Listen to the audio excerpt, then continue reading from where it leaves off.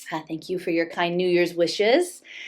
And I just wanted to take a minute to talk a little bit about. I'm doing some revisiting of my map with the Julian Gresser and the Big Heart Intelligence. And he was a protege, or he was connected to Elmer Green. And Elmer and Alice Green worked out of the Menninger Institute in Topeka, Kansas, which was a psychiatric institute founded in the 20s. And the son of the man who founded it, during the Second World War, he was head of the U.S. military psychiatric division. So there were sort of military overlays. And then in the 60s and 70s, there was a lot of work there. Gardner Murphy, who is also connected to the Foundation for Integrated Education, Julia Stolman and Fritz Kunst. He was the head of their research, and he was doing a lot of work in parapsychology and telekinesis, and for a time was, I think, the president of the Society for Psychical Research in the UK, even though he was an American. And so there was a lot of stuff going on. It's interesting. Now the Menninger Institute, in the early 2000s, I think they relocated to Texas, and they're maybe affiliated with Baylor University. I guess that's in Houston. But for many, many years, they're in Topeka, Kansas, right? And what's kind of interesting about that is my dad grew up in Topeka, and he went to college at Washburn University, which was a little municipal college that was connected to the Menninger Institute. And there's part of me that wonders, as he was getting older with his dementia and Alzheimer's, he, it was really hard on my mom, because my dad was a big guy, 6'4", and football player and basketball player. And he was not frail at the end at all. He was just mentally in a different place. And he was really, during the time before he started to have a more significant decline, he was very focused on getting back to Topeka. And he hadn't really visited, it was kind of a challenging family situation for both my parents in Kansas. So, we only minimally ever visited Kansas. But my dad, in his older age with Alzheimer's, was intent on getting back to Topeka. And, my mom would have to keep the house locked, and he would get in the backyard and jump the fence and put chairs over the fence and be wandering the highway. It was really, in retrospect now that sort of we're closed with that era, you can kind of think about it in maybe a more amusing way, but it was really scary and hard for my mom and for all of us at the time, because at one point he actually took a car and drove an hour away and drove it off the road, and we didn't know where he was. But he was trying to get back to Topeka, Kansas. And so I keep wondering, as I'm looking at this Menninger Institute, I'm like, Elmer and Alice Green, in their book, they were pioneers in biofeedback. And, they thanked the housewives and students of Topeka for participating in their research. And this book came out in 1977. So I figure probably throughout the existence of the Institute, they were doing experiments with people in and around Topeka. And my dad came from sort of a poor-ish family and was often on his own reconnaissance, working in the fields, pulling weeds in the potato fields or whatever. And did he get hooked up to some program in Topeka with Menninger Institute? I'm merely speculating, but it's interesting that that's how my research angle has this has come into my awareness through my research. And Elmer and his wife lived outside of Topeka in a little town called Ozaki, which is not far from where my paternal grandmother lived at the end of her life.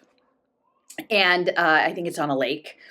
And Alice, Elmer's wife and collaborator in this work on biofeedback, she developed Alzheimer's herself in the 1980s, and he wrote a book called The Ozaki Book of the Dead, and I think I've mentioned that before. So this is maybe covering some similar ground, but I'm looking at it again, and I'm filling out the map a little bit more and thinking about it, because the Greens' work, and in the 60s, they, with the support from the Menninger Institute, went to India and were doing EEG work with the yogis in India on their control of their body and pain and healing and moving organs, like abdominal organs that you shouldn't be able to consciously move. And they did a lot of documentation on that and sort of fed that into their research with biofeedback. And then as things move forward, they were an influence in turn on the Menninger Institute folks.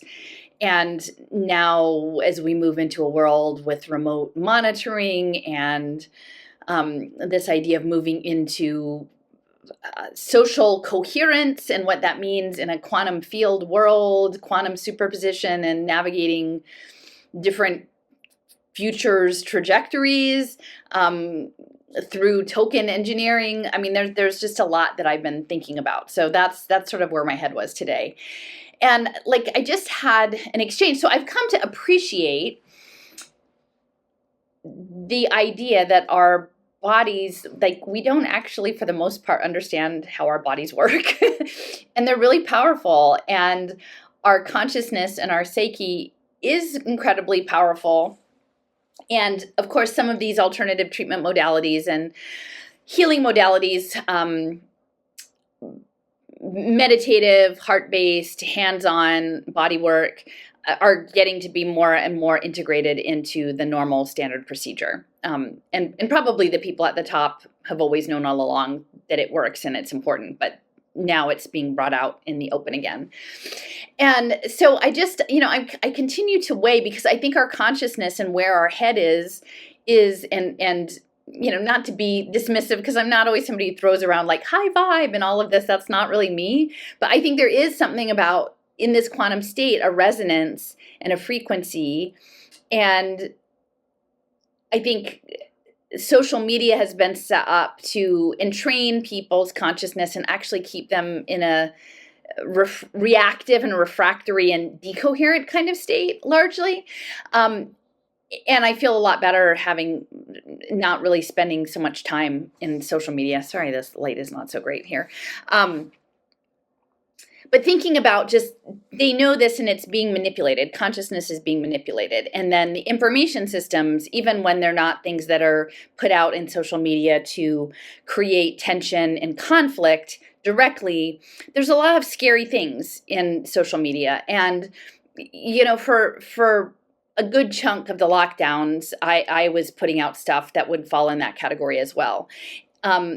Because I didn't have this other information. And I don't mean to dismiss the scary stuff, but balancing out as I've done more and more research into how our consciousness actually works and how our bodies actually work, and that if you try on this thought experiment that, there's a divine field of conscious creation, how we understand God, and that we're, an instance of that, that we, in my current thought experiment is that we're, the divine stepping down into 3D to have experiences that are impossible in timelessness.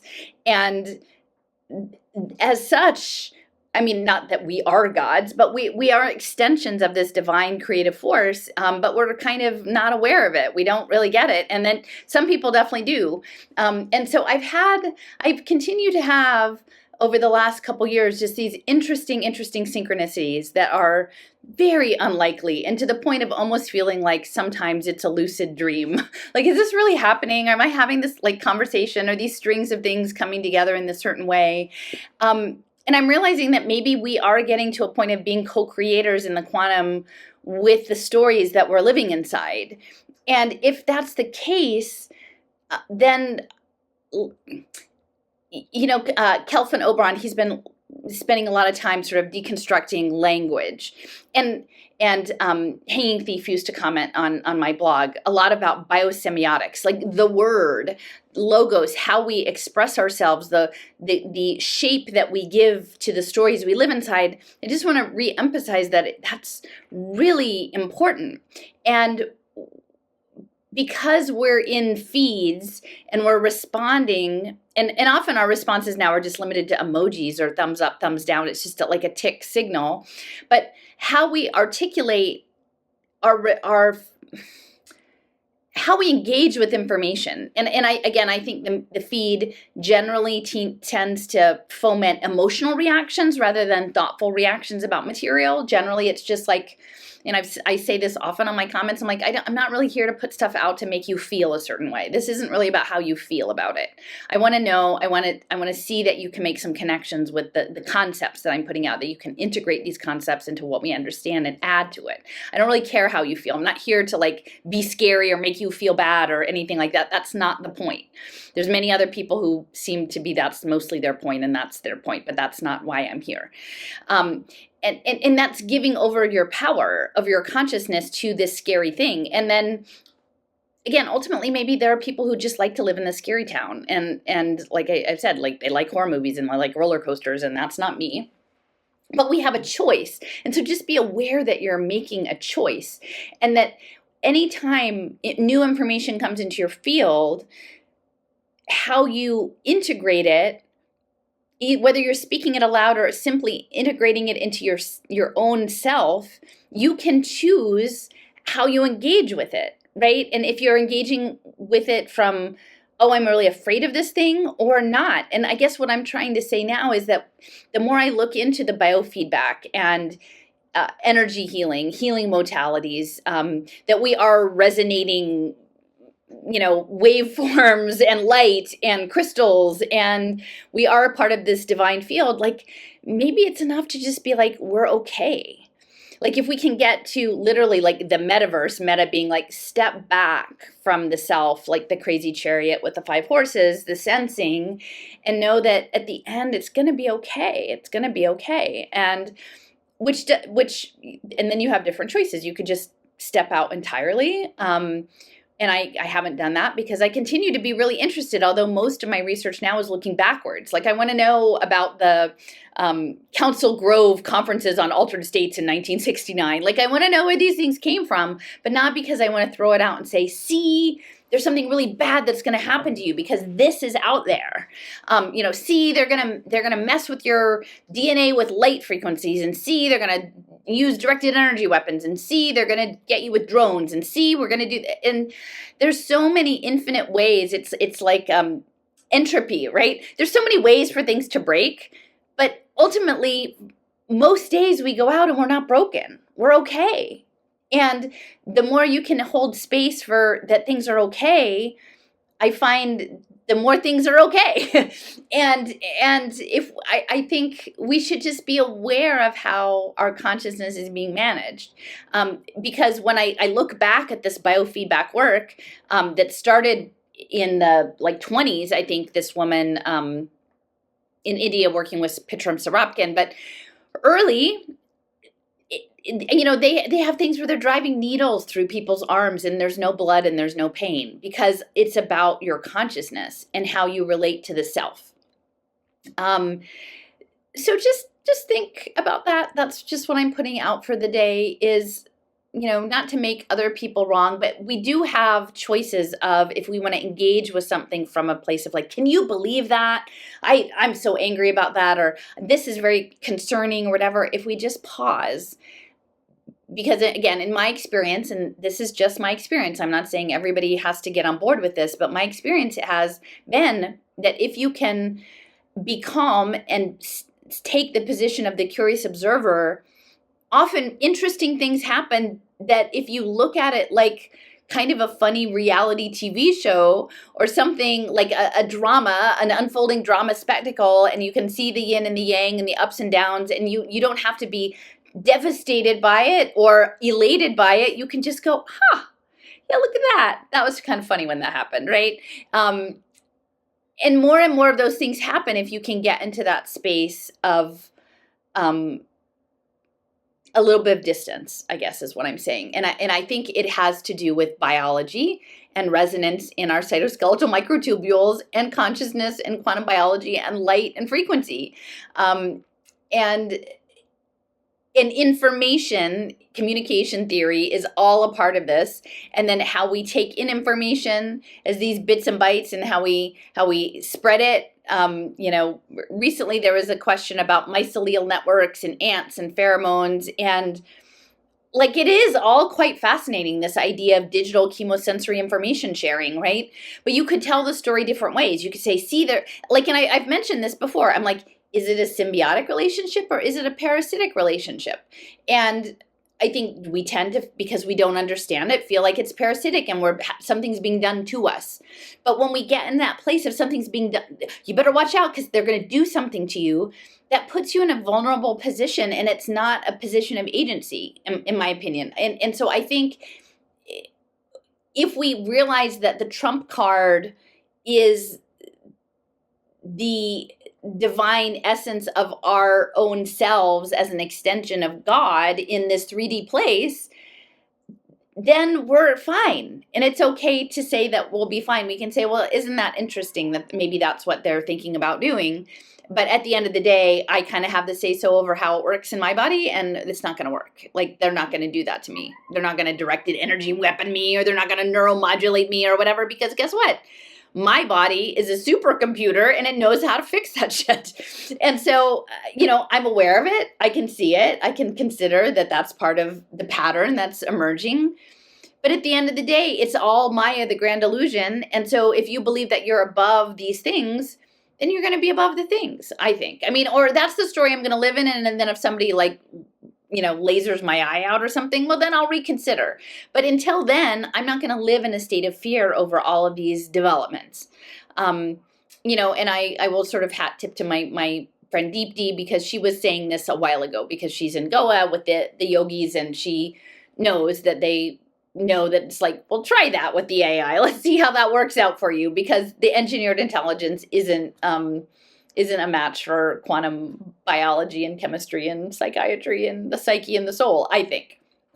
So that's just my 2 cents for the day, based on, looking into the greens and the biofeedback and this big heart intelligence. And again, having come through the other side of several really kind of staggering synchronicities that relate to my research, that are happening here in a little town of 35,000 people in Arkansas, and interesting things are happening, and I'm not scared about it. So anyway, I hope you guys are well and having a good new year. It's nice and sunny here today, and I'm getting ready to do some winter sowing of seeds. I did that one year, like years ago, where you get empty gallon milk jugs or water jugs and cut the bottom off and then put holes in it and then put soil mix and seeds, and then you just leave them outside and they do their freeze thaw thing. And they did really well the year that I did that. So I've been going and buying bunches of gallons of water so I can pour it out and use the gallons. That seemed to be the cheapest way to do it,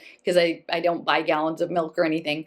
And I have, like, when I was sifting through my seeds, my stash that I've developed, I had certain ones that I was gonna direct sow, but of the other ones, there's still like 70 seed packets, which is crazy. So now I have 30 gallons of water in my garage.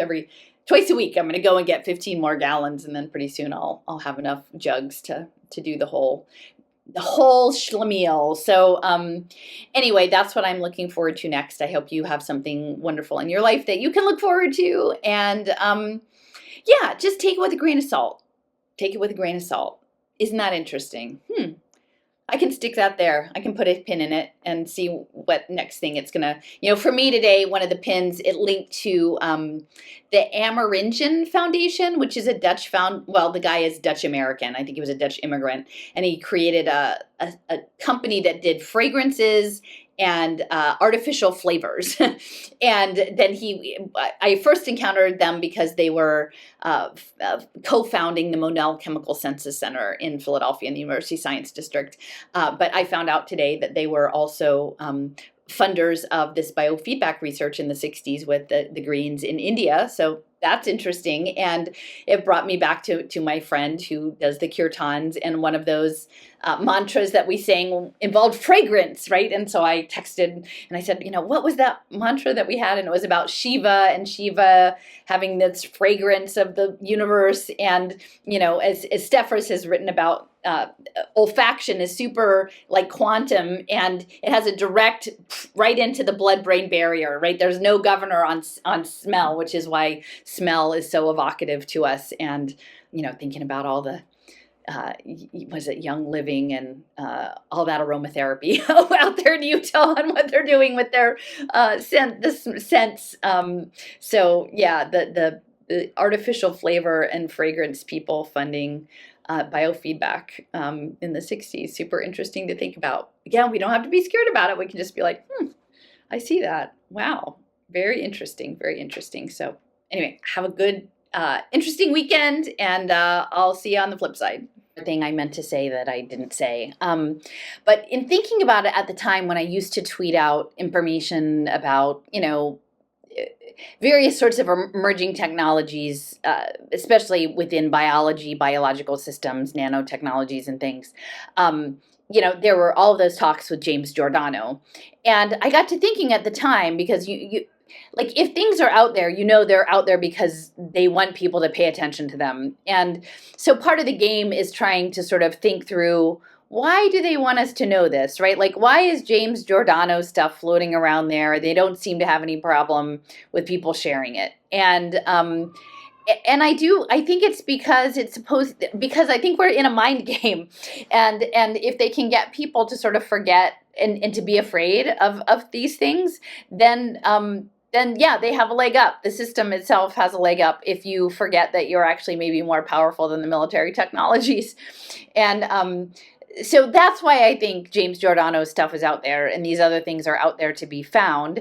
And again, I don't mean to cast shade, because I did it for a while myself, but we evolve in how we think about things strategically. And as I've gotten more information, I look back and I'm like, like, I think they want us to feel like we're going to be victims, and I think that actually suppresses our capabilities, is if we're living in a state of being possibly victimized by these things. So yeah, so I think that they're fine with Giordano having his things out there, and Achilles and the stuff, because, like, what if what if our consciousness, just like people can cure themselves of cancer, people can cure themselves of Parkinson's, people can cure themselves of, people can stick a whole needle through their arm and not bleed, if we actually knew how to do it. And so I think maybe we should try to remember there are parts of ourselves that are underdeveloped, and rather than signing up for some sort of online class or influencer thing, or I think what's coming now is that it's all going to be brought out, and it's going to be standardized, and it's going to be put on blockchain, and they're going to say, well, you can do it, but you need to sign up with an expert, someone who's credentialed, someone who's got all this, that, or the other. And maybe that's not necessary. Maybe we just we can sort of figure it out for ourselves in our own way, outside of these systems that are being set up. So anyway, I just forgot to say that about Giordano, but I think it's useful to think about, right? Why do we know about these things? Is it to make us scared? And is being scared the place that we want to stand? Because I think you don't have to look the other way, or you don't have to say, oh, that's a lie, or I don't think that's happening. It can be happening, but at the same time, you don't have to give them the upper hand. I guess that's what I'm saying. You don't have to give them the upper hand. All right.